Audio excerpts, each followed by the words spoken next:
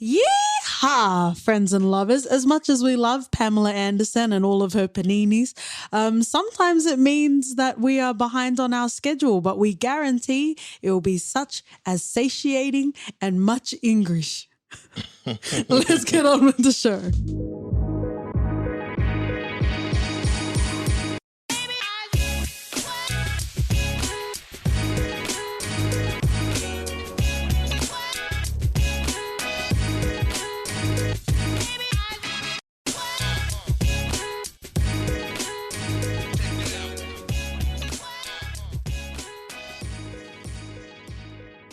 Howdy, howdy, friends and hot diggity dog lovers. Welcome back to the For Your Reference podcast. You got your host, Katie. And Dottie. Greet the horse house with cheese and stock up on urine guns.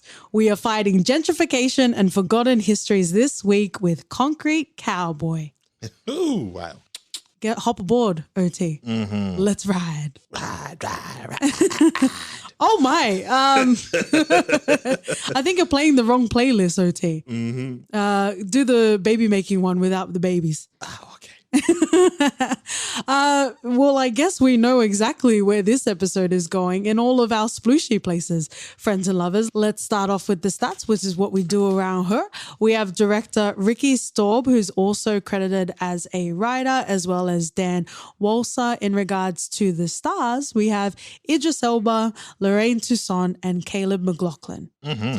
This film was based on a book called Ghetto Cowboy by Greg Neary, and I cannot wait to talk about first impressions and generally talking about the film because there are many moments where we have covered films that were based on books like Jojo Rabbit, The White Tiger most recently, but there's also instances where we have read the book as well. Yeah.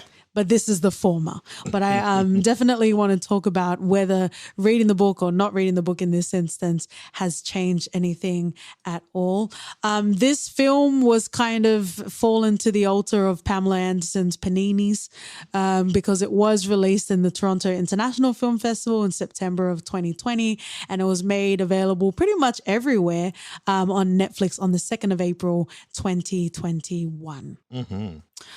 All right, OT. Well, let's just diggy on down. Did I make a phrase? You did. Did I make a cowboy? Mm-hmm. Don't worry about my Krieger Laboratories. Archer reference. Let's get into it, OT. How did you generally feel about this film? Did you, I don't know, did you enjoy it? And let's just go from there, my love. I had high hopes. When I started watching the movie. Okay. And we did watch the trailer though, if you remember. I can't remember trailers anymore. So I go into these movies cold. But I thought it started off strongly. Yep. And by the end of it, I was like exhausted. Yeah. Which doesn't pan out well for the movie, does it? Interestingly enough, according to my very learned extent of IMDb, it's rated R. Why? I don't know. There wasn't a lot of gore and there wasn't a lot of sex. Well, at least I don't think so. There's none. Right? Yeah. I don't know why it was rated R then. Weird. But I just thought by the last act, I was like, this just feels dragged out a bit too much. But there were really strong things about it. The story they were trying to tell, you could tell even that a lot of the cast members were the actual people. And I called it out as soon as we started. I was like, oh man, I reckon most of these guys are from Fletcher Street. Yeah. But even the sense that you said it was trying to, I think there was a lot of trying to. I think there was a lot of well-intention.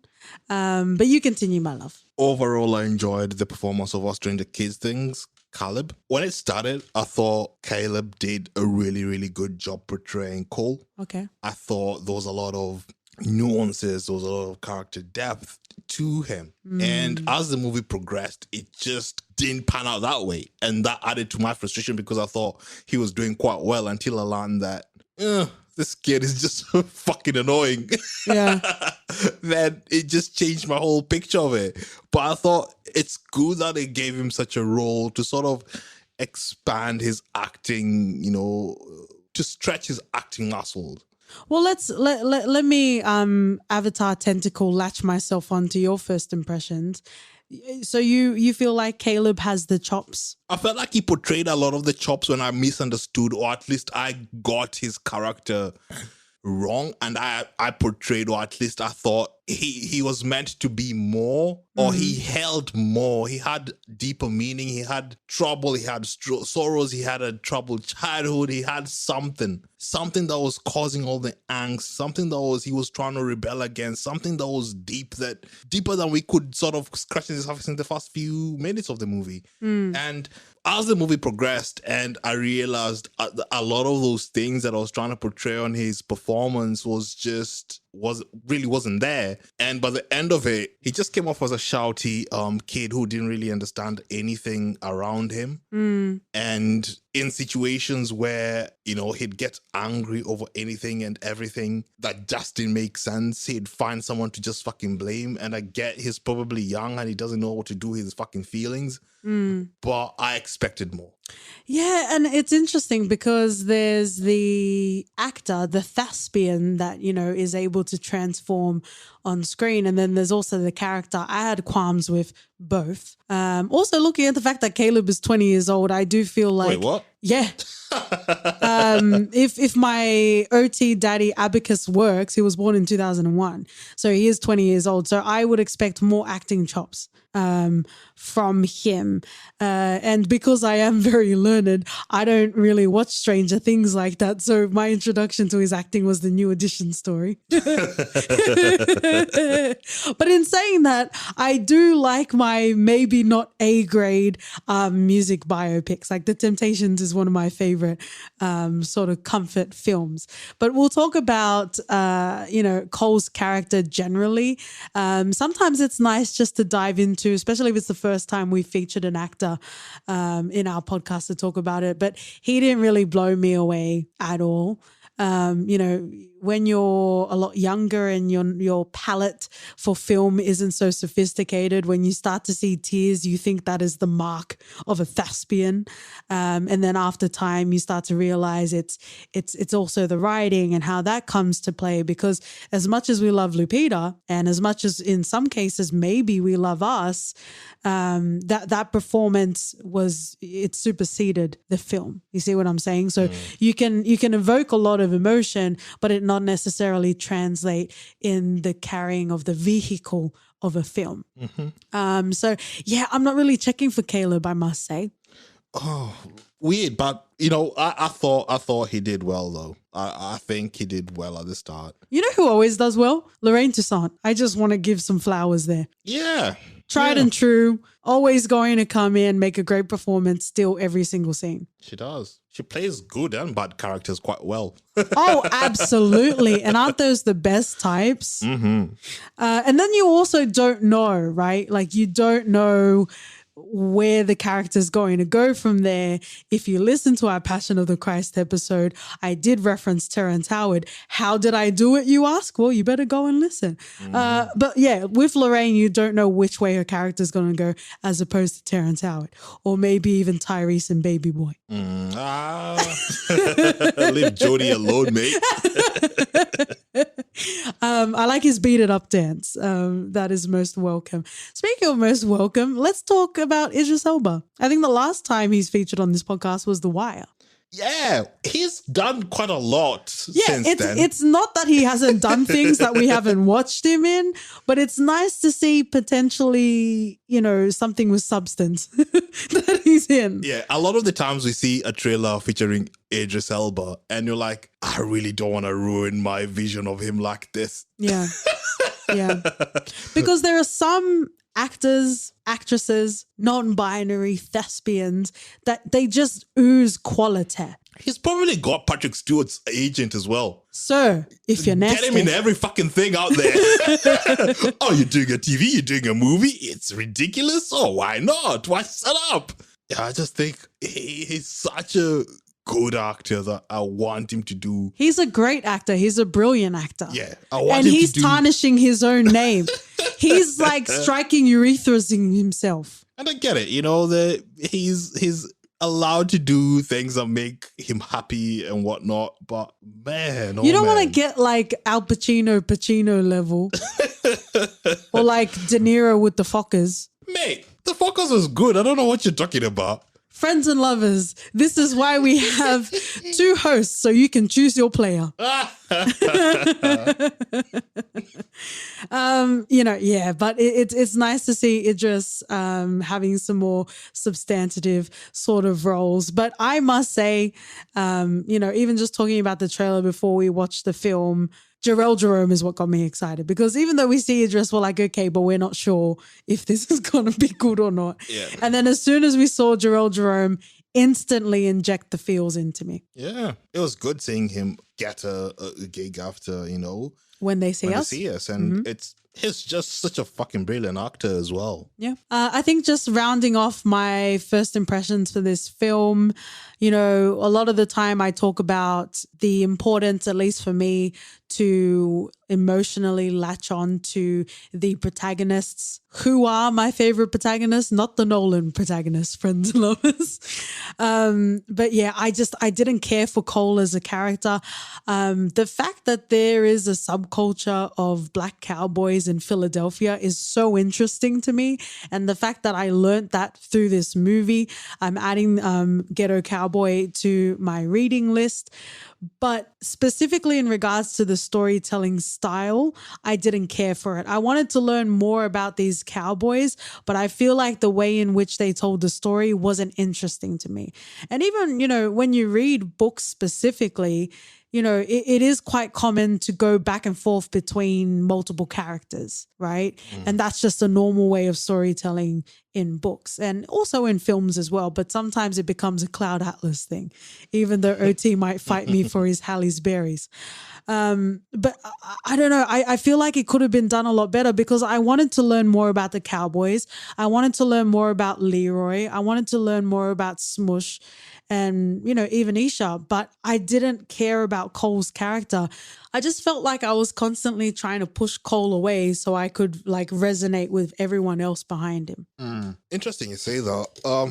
I thought I was bought into the Cole story. I just felt that the storytelling let him down, because I thought they could really derive a lot more feels and emotions. A lot of things felt just put there just because, even the love story, I was like, why are they kissing? Like, where did that come from? Well, even then it happened further in the film when you would already accept the fact that there isn't going to be a love story, and then out of nowhere it happened. Like the first time when Smoosh got hijacked, I was like, oh, cool. Now this is a conflict we've been waiting for. This is a turning point where hopefully we'll get to see Cole turn him from his ways. Something's going to happen. Yeah. And then I was like, oh, cool. The movie's about to end because he's going to change his ways and whatever. And then we're like, there's still 50 minutes left. What for? What for? Yeah. If you're going to decide to make a 2-hour film for something that isn't an epic, then there needs to be a reason for that. Cole was fucking Pingu, man. Every time he had a potential learning moment, he never learned anything. Nah, what's learning? Exactly, especially when you're Pingu. I do have a note here, and feel free to make sense of this if you like. Caleb went to the Jaden Smith School of Yell Acting. Whoa. Take a knee, cadet. Oh, mate, you're love after earth, don't we? Well, we haven't covered it, so does that answer it? Don't we? Oh, wow. It was just a lot of yelling, and I get that, well, at least from what I was reading, or the description in the book, he was 12 years old. I get with teenagers, it is a lot of angst and a lot of hormones and a lot of shouting, but I don't think enough groundwork was done, specifically in regards to Cole's character, for me to give him any sort of leniencies, right? Because he might have just been a kid that wanted to fuck shit up, It might not be the fact that he was troubled, that his mum was always working and he was alone by himself. That's all stuff that you need to infer or you need to project onto Cole's character. That wasn't presented to us. Even really early in the film, we have the moment where, well, it's really at the start of the film where, the school is calling and saying, unfortunately, we don't have the resources to be able to care for your son. Come and pick him up. We're talking expulsion. Yeah, right? The kids who are just fucked up. Thank you, Dr. Oti. No reason. No, they don't need a story. They don't need a story. Yeah.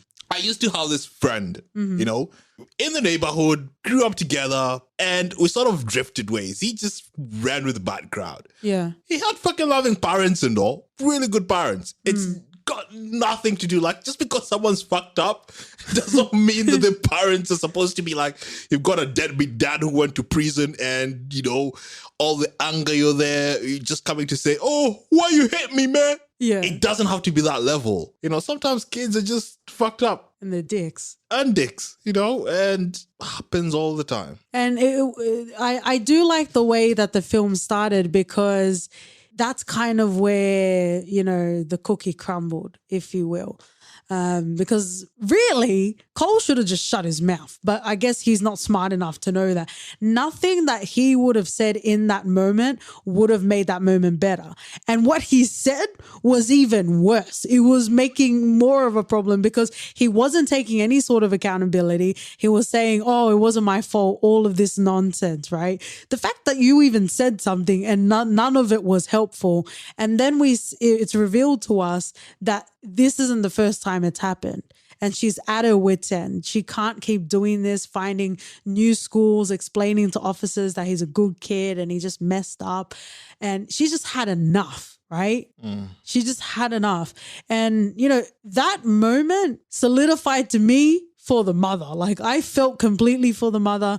And when she got to Hup's, you know, house and he wasn't there, it got to a point where she locked herself in the car, and you could see that she had a conflict. You know, it was hard enough for her to accept that there's nothing more that she could do for her son at this point in his life, because she had already done so much for him. But she had to stay strong. And you could see that she was struggling in that scene, because Cole was like hitting on the window saying, Mom, what are you doing? What are you doing? I was wholly, you know, resonating with the mother, but still not giving a fuck about Cole. Fair enough. Like, at that stage, you know, when the mama's gone through all that, she has to leave work early to try and convince both teachers and police that the kid is going to change, when she knows very well that the kid doesn't know anything, you know. And I was like with the mom as well, like, just palm him off. You do not you do not need to deal with this stress alone, when you know there's a dad out there living in Philly somewhere being a cowboy. Yeah, I get it. Like, I can see it. But, like, I don't think enough. If they wanted us to care, because it seemed like this story was about Cole, I think it would have done well to have a couple of scenes of us, you know, understanding who Cole is as a character. You know, it's not always necessary to see actions of a character, but most of the time, actions reflect the motivations of a character. What makes them feel what they feel. True. You know, to me, they chose the wrong protagonist to center the story around. Oh, absolutely. And I reckon a better story would have been told about the Fletcher Street Riders. Oh, absolutely. About the issues that they're trying to raise and the importance of that community. Because with Cole, we just get a glimpse of it, because we're weighed down by his whatever it is that's pulling him down, because at the end of it, we still don't fucking know, you know. And there's this sort of literal metaphor about breaking him like breaking his will. Yeah, breaking his will like a horse. And, you know, it's all well and good, but to the point where we want to delve into, because this is such an interesting story. There's like so many new things we learned from this that I felt like, oh, that could have made a great movie. Wait a minute, that's what I'm watching, sort of. A documentary would have been more interesting, I think. But even if you go from what you're saying as, you know, just focus on Fletcher Street as a part of the film, I definitely agree. Because if the point was to introduce us to this subculture we weren't aware of, it could have been done without the need of a whiny teenager and his journey, right? Because there's so many different layers to this. We start off, you know, we can go in more detail, but we start off with Harp, who, you know, ended up going to prison, had a very similar sort of experience to Smush, which is kind of, you know, exposition to us, not really experienced. You also have Smush, who was young, starry-eyed, and we get to see more layers on him, and I definitely want to talk in more detail about Smush. But, he's closer to Cole's age range, just a bit older to have experienced a bit more than he did. We learn about Isha to a certain extent, and also with our Method Leroy man. He also has the experience as well because he was a cowboy, still considers himself a cowboy, but he's moving in a way that's sustainable. So there's so many different layers that's introduced into this film in regards to the cowboy experience. It's not just cowboy in, cowboy out, right? There's talks of gentrification. We also have Paris, who talks about his own experiences, where Cole asks him, why is he in the chair? In an earlier scene, we learn that his brother passed away. And then further to this scene, we learn that not only did his brother pass away, but it was fighting over territory, fighting over corners, essentially. And there's that veneer of stark reality being that this corner is now fucking Starbucks. So like, what was it all for? And I get the Cole aspect, because not everything on Fletcher Street is good. Not everything is up and up. Because from Smooch's perspective, who's been there, who's lived the life as a rider, he had to live it because he felt abandoned by everyone else. So there are issues tethering. It's not a perfect community. Like, there's nothing perfect out there. And Smooch is pretty much the evidence of that. Because he felt that the community let him down. He was abandoned. And the only way that he could find a perfect place for him was to get money quickly so he can buy a ranch somewhere. Even he had gotten into the sort of mindset, or he had gotten the concept that we're renting these things. We don't own shit. They're 5 blocks away. They've turned, it's been gentrified already. They're coming towards us. It's just a matter of time. He knew that. He got that memo. It's like, we will still be who we are even if we're not where we were. Yeah. So when the city comes and try and take the horses, guys are like, oh, we didn't give us a warning. How can he just come? But mate, Leroy himself came and told you guys, you need to do better. You need to do better. The place stinks. Like, there's a lot of issues, Well, and also, watching the film and seeing the events unfold, it wasn't fair that it happened, but unfucking fortunately, many systems exist to take advantage of and to profit off. And because it is in a populated city, they were going to take over eventually, drive the rents up, bring animal control in, whatever it's going to be. They were going to find a way to move them out because they can get 5, 10, 20 times the return when they gentrify it. Yep, makes perfect sense. And I think the Smoosh angle was really good. It brought a lot of feeling to this because we saw a kid who had dreams, had hopes, had thought about all these things through, unlike Cole, whose sole objective, or at least his view of the world, was so naive at the moment, Absolutely naive. And in one of his many fits, he was getting angry at Harp. I think it was the moment where, he was helping Paris ride that horse for the first time, probably since his accident, right? And Cole got so upset about it. And the fact that it took us a while to even understand why he would be upset over something like that. There was a line in there that it just made me want to squeeze something. He was like, I've always been taking care of me. When, little boy? When? His mum's been paying, looking after, cleaning up all of his messes, getting him to new schools. When, little boy? When? Yeah.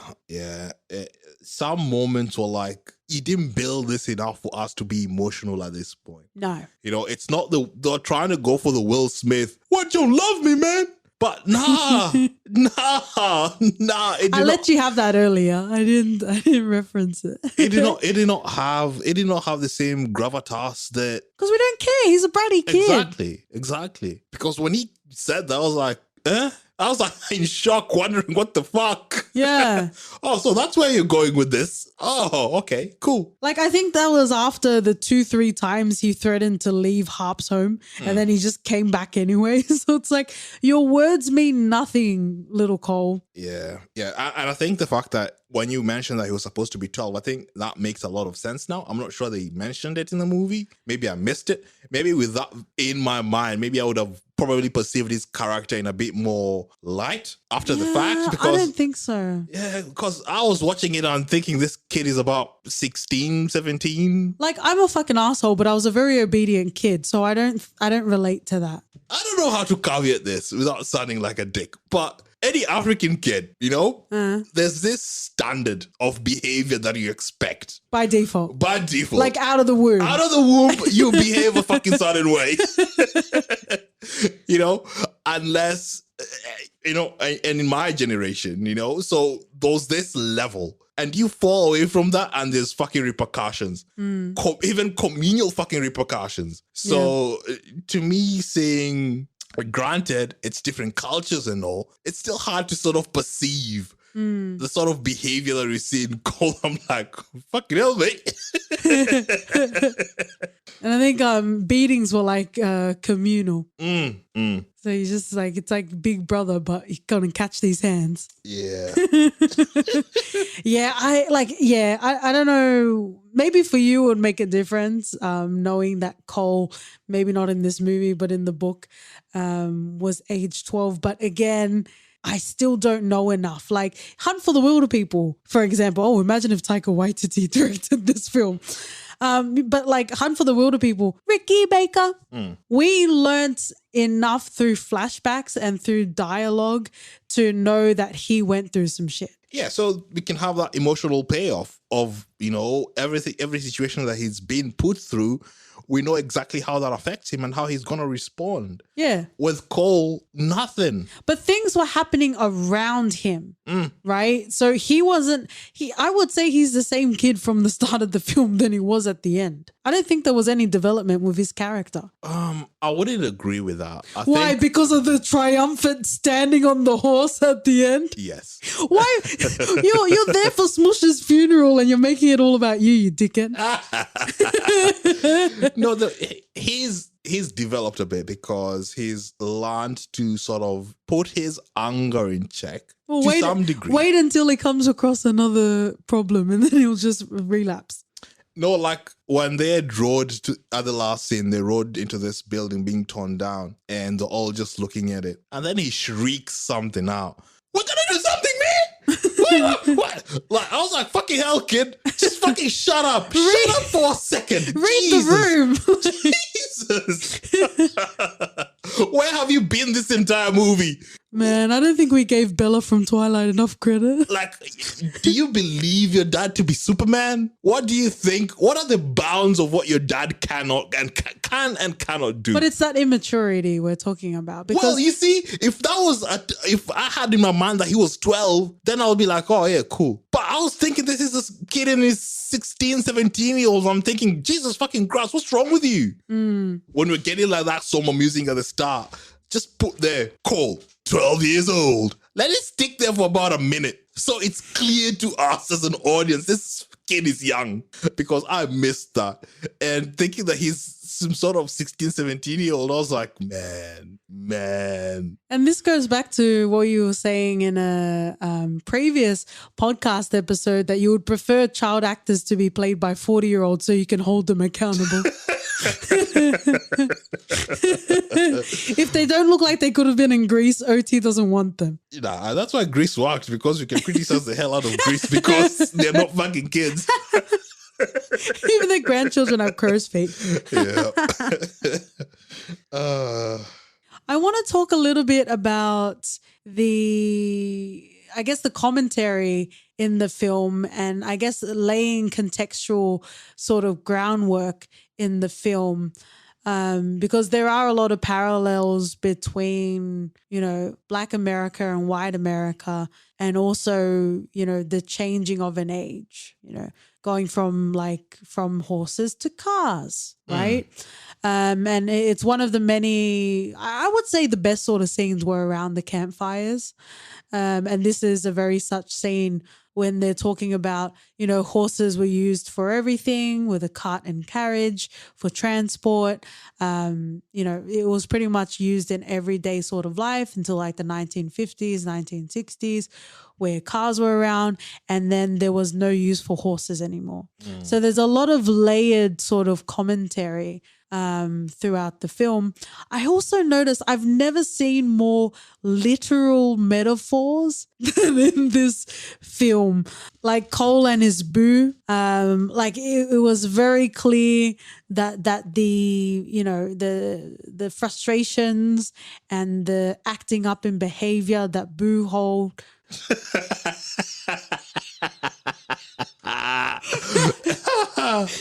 Wow.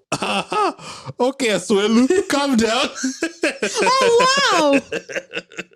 Thank you, every other contestant on 90 Day Fiancé.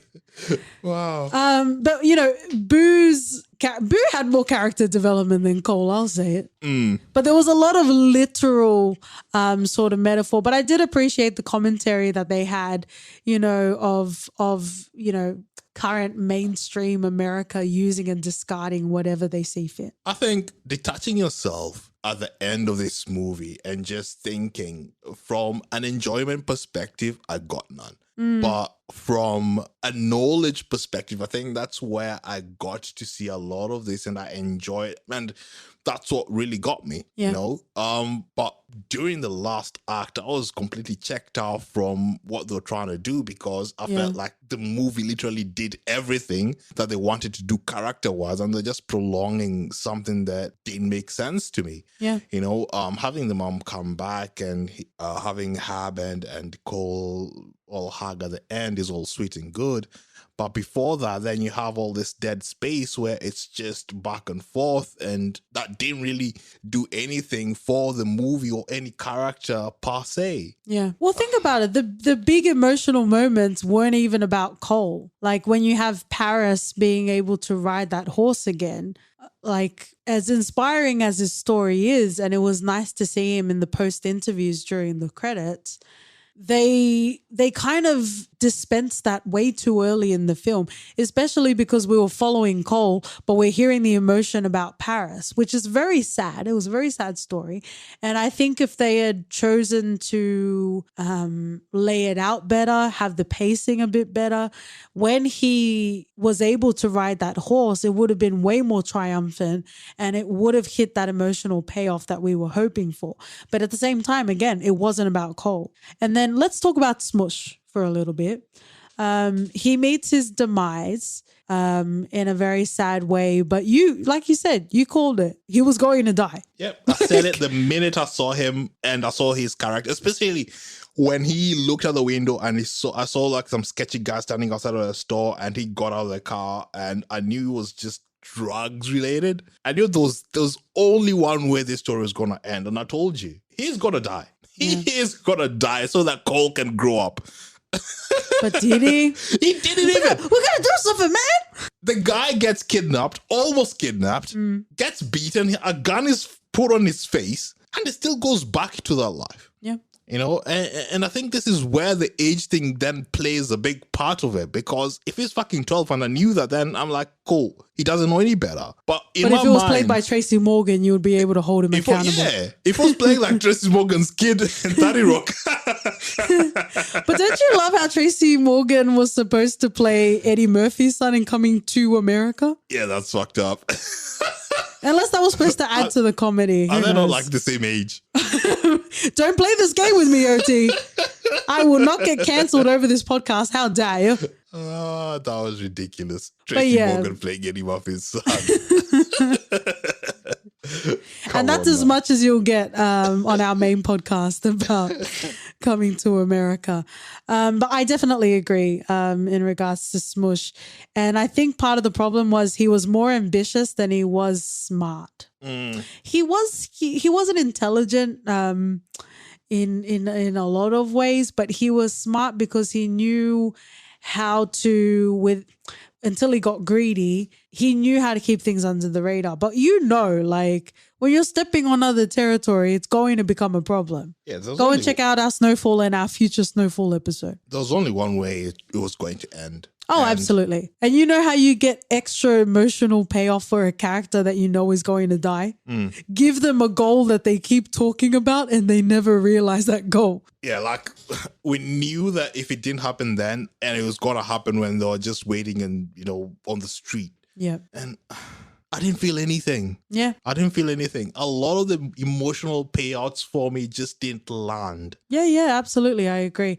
Smush's character also reminded me of that older lady in Mulan, the live action Mulan. So I'm not going to spoil it, but I feel like anyone that wanted to watch live action Mulan has already watched it. But it's like an older, not necessarily predecessor, but like an older, same version of the protagonist that is jaded and is seen as jaded. Yeah. And is condemned for being jaded because they didn't follow the ways. Yeah. Let's tie in Harp a little bit. I guess it's just a good thing that he had a cool and meaningful reason to name Cole. Coltrane, was it? Yeah. Wow. And even after that meaningful moment, Cole learnt nothing again. But Harp is interesting. We don't necessarily get to see flashbacks, and there's also not necessarily anything revealed.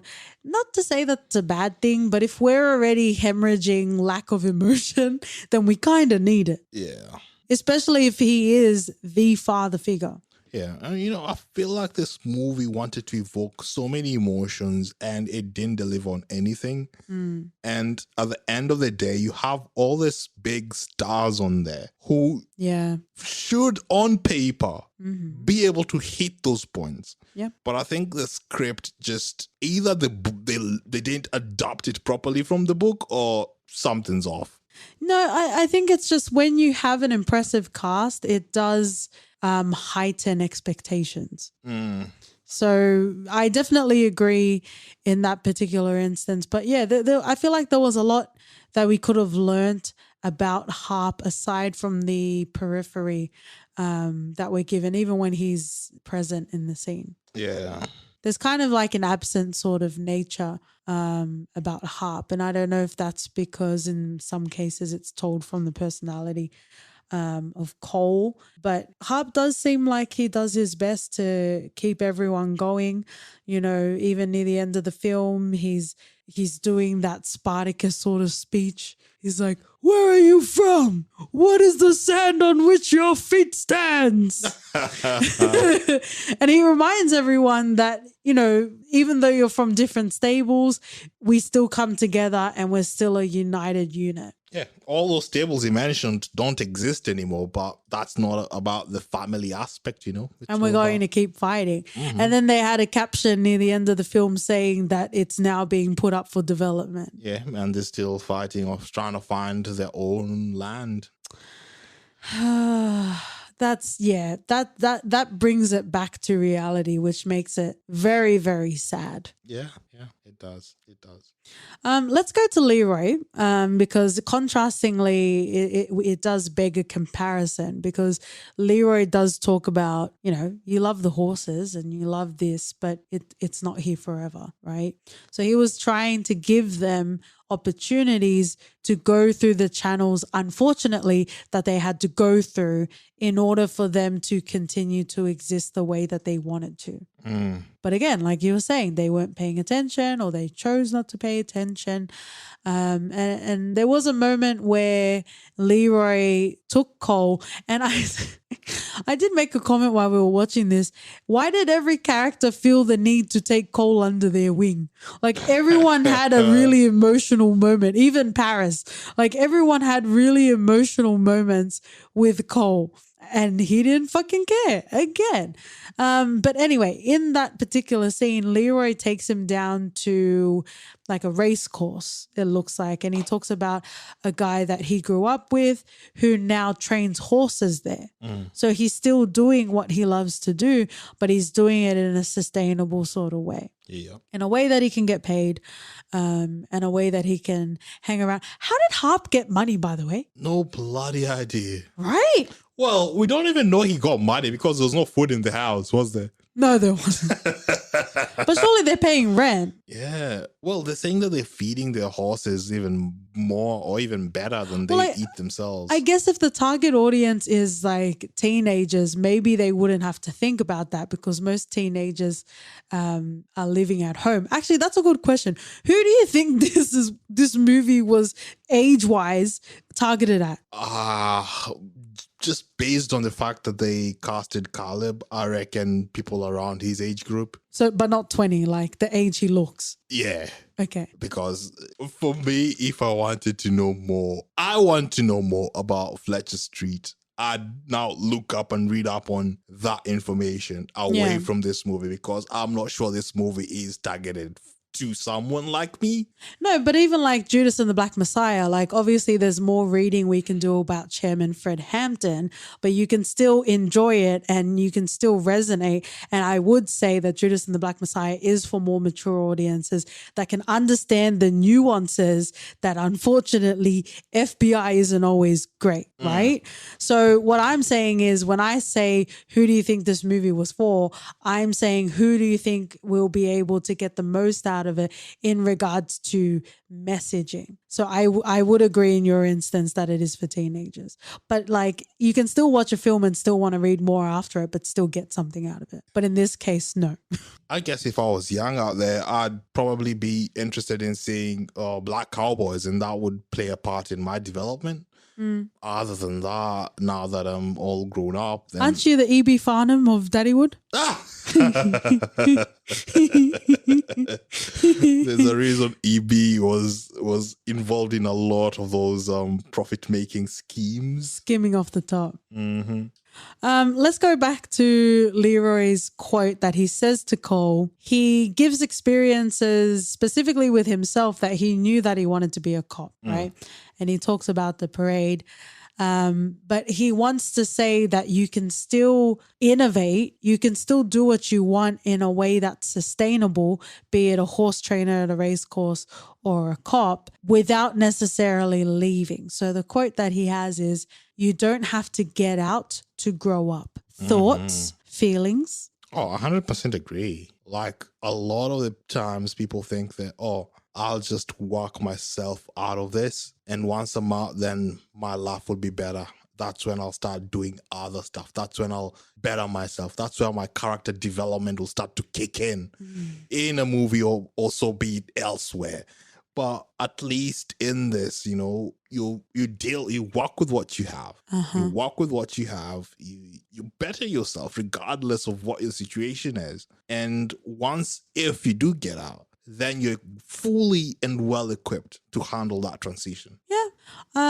I kind of agree with you, but not really. I think it is possible to stay where you are and grow out of that sort of naivety and build on your experiences.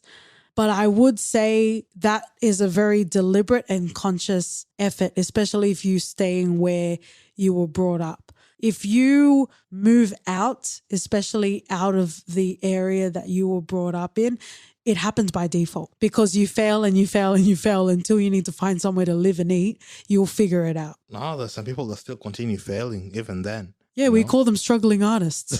We also call them podcast hosts. Well, it's a thing. It has to be a conscious decision regardless. You have to wake up one morning and say that I've got to be better. Come on, OT. You know there are people that you grew up with that are still living in that area and they're still doing the same shit. I know. And I think that's just a choice thing rather than this is just an environment I've been brought in, so let me remain like this. Okay, interesting. Yeah, I trust people more, it seems. How has that served you, my love? Coming home with 10 million different religious pamphlets? Yep. All right, friends and lovers. Before we finish off in our last segment, I did just want to put some nods. There were some hymns in this film. There was also Nessie talking about looking for her prodigals, and also the Daniel and the Lion's Den. All right. While we take our ponytails and our asses back to the stable, let's finish off with For Your Reference, OT. If you want to see what Caleb has done, watch Stranger Things. All right. Nice. I will reference whenever cowboys are ever inserted, Deadwood. Nice. It is still to this day one of my favorite recordings. Pretty much all of our patron tiers are named after references we made in that episode. Firm Foundation and the Golden Trophy, Daddywood. If you would like to see what the Sheriff of Daddywood, that is I, doing on a day-to-day basis on Twitter and Instagram, we're at For Your Ref Pod. Write us an email at hello@fypodcast.com. We're also on Cowboy Podcast if you'd like to leave a rating and review. And we'll see you guys next week. See ya! Yay!